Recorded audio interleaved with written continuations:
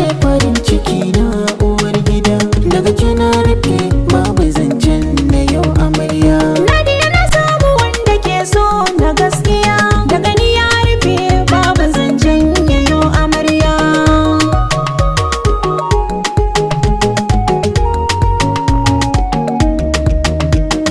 Nadeeya ke ce farin ciki na ambato, zuciya da hankali gare ki sun karkato, a cewa zai bada zuciyar shi sai na fito, mai soyayyar da nake miki bata kwatanto.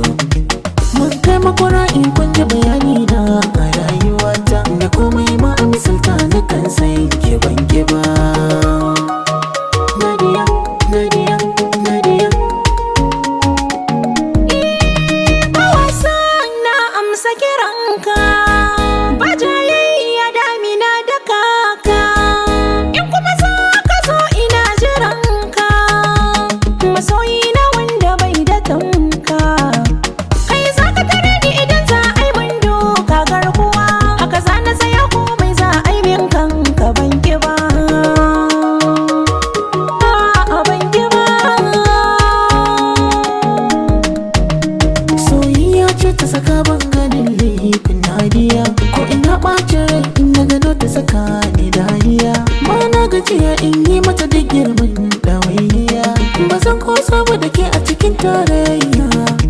In dai har ina nan baki yin jinyar zuciya, wa zai mai gurbi naki a gona shi ne ban gani ba. Nadeeya na samu wanda ke so na gaskiya, daga ni ya rufe babu zancen ya yau amarya.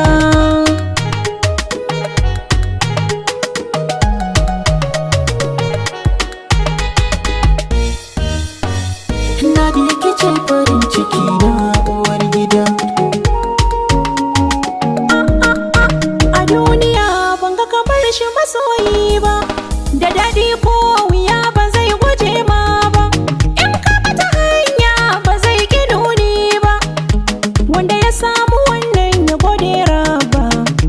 Ni na samu taugata in nuna muku marhaba, komai ta hada ba mu kusa gunta ban gani ba.